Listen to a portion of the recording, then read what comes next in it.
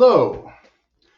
Okay, this, I guess, was mostly a reaction to a meme that I saw, and I scrolled and scrolled and scrolled and couldn't find it anywhere in my other, locations where I usually type endless, rants or diatribes or whatever.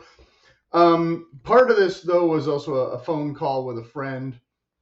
Neither of us had seen the movie in years, and I haven't watched it since. I think that was like a year ago.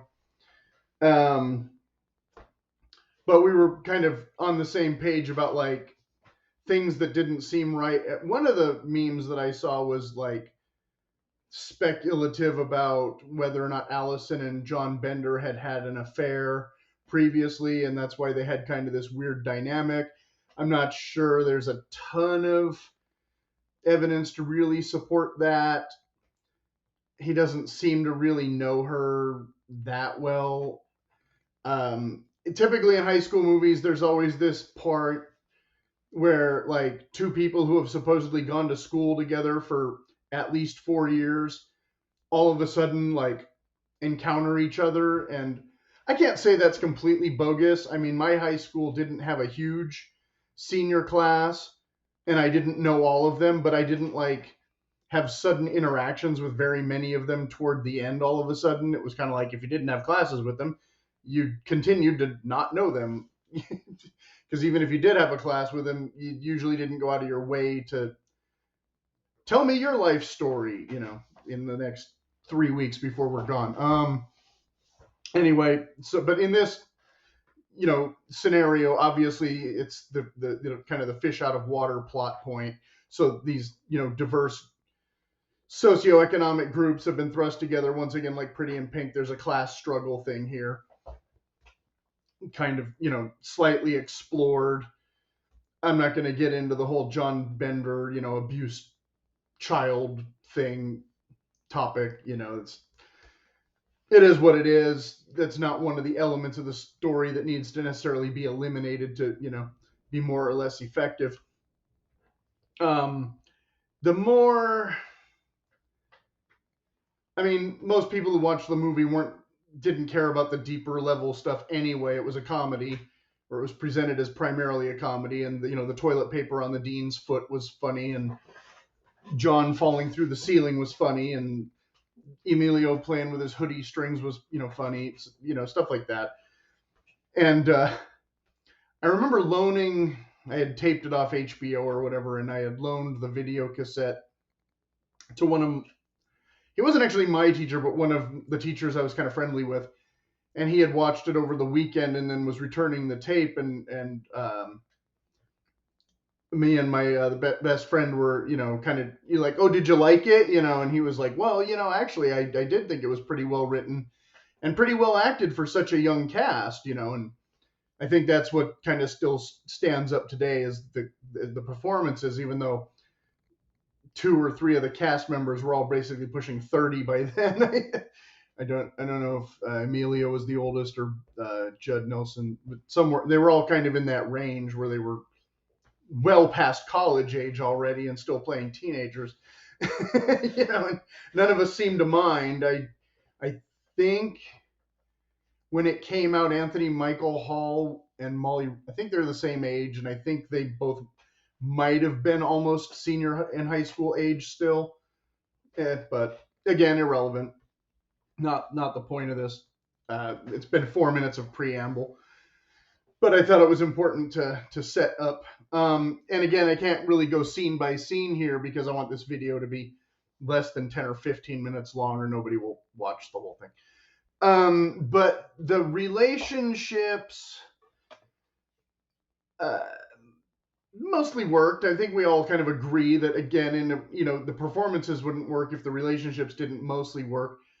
But we questioned heavily, especially the Brian and Allison interactions, because the Judd, Emilio, Molly, I'm not saying all their names correctly, using character names or interchangeable, whatever. You could almost have the movie with just those 3 characters almost as a love triangle, right?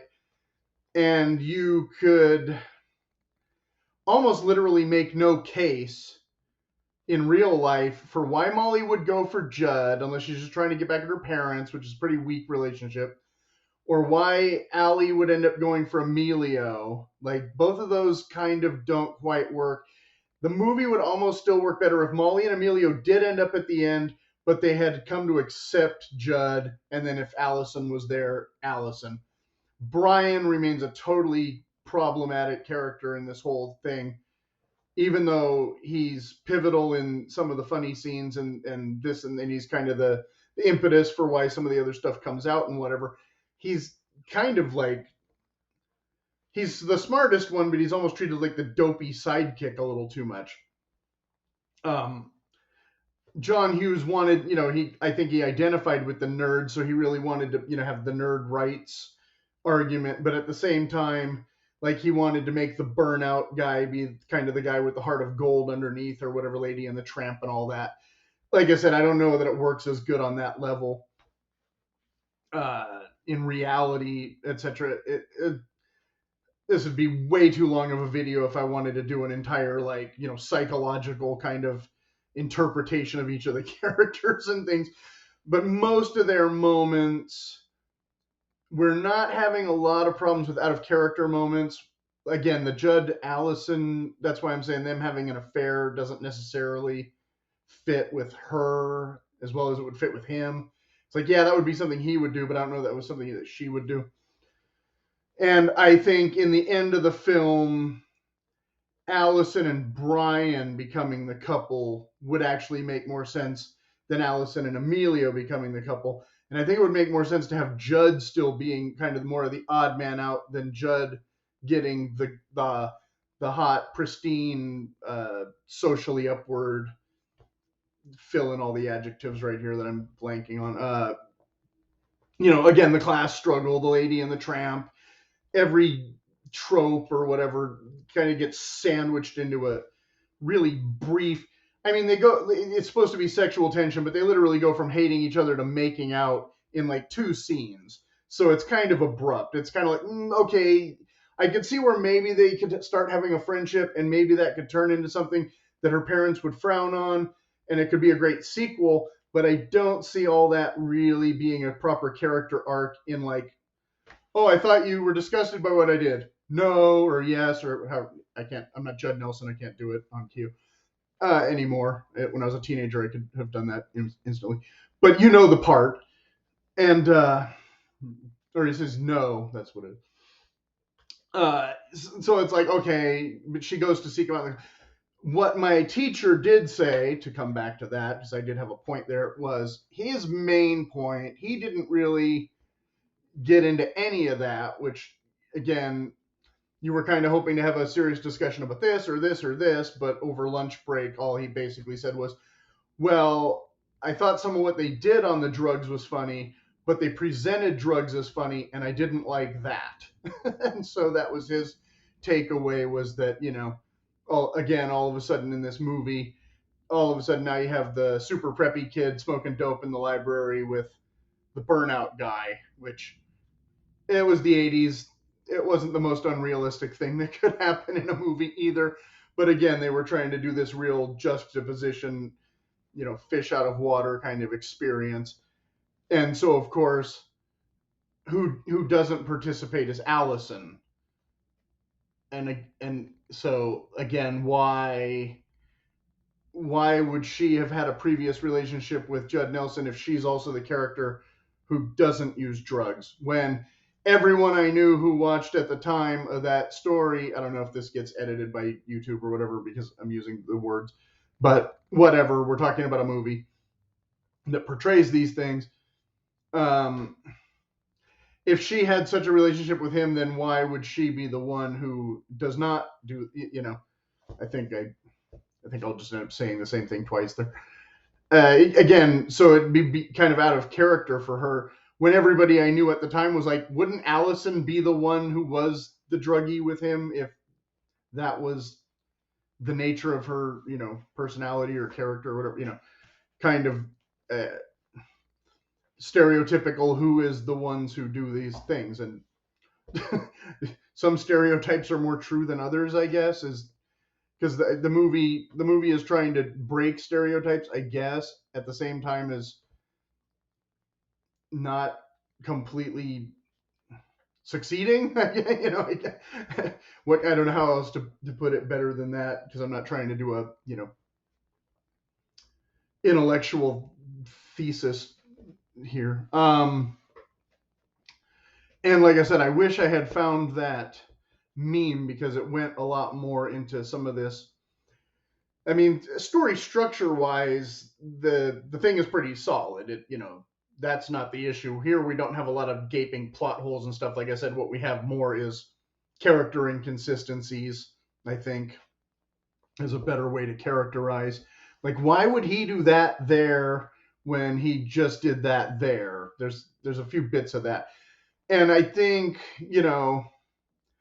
some of it can be explained away as just Judd, the character, wanting to find acceptance, even though he pretends he doesn't need acceptance. He tries to play the nihilist, and he kind of fails. Like, who cares? This kind of is, but it's inconsistent even when he's doing that, because some of the time he really does care. Like, he's ripping up the book, which is, again, most of the metal dudes I knew liked reading. They weren't the dudes sitting in the library ripping up the books. There was other guys that were more inclined to do that kind of thing. The metal dudes were more into like trying to prove that they liked this music because it had something to say, not because they were just idiots. Which is how they're pretty much. I mean, let's go through Wayne's World, Bill and Ted, River's Edge. Fast Times at Ridgemont High. I used the thumbnail as a joke for this one. And so, yeah, actually, a lot of the guys who I knew were into that music, were not trying to just be dropouts or flakes or whatever per se. They weren't necessarily in the same college prep classes as Brian, but they weren't just like shop. It's not a trade school, it's a high school. There's not just shop classes. He still has to take math and history and that kind of thing, and omitting some personal anecdotes here for potential copyright reasons elsewhere. Yeah, I didn't quite. I don't know if I quite covered all of it, but we're getting over 12 minutes already. So maybe, yeah. Once again, we might have to do a follow up if I actually see some of the film, or some people jog my memory in the comments. We'll see how that goes.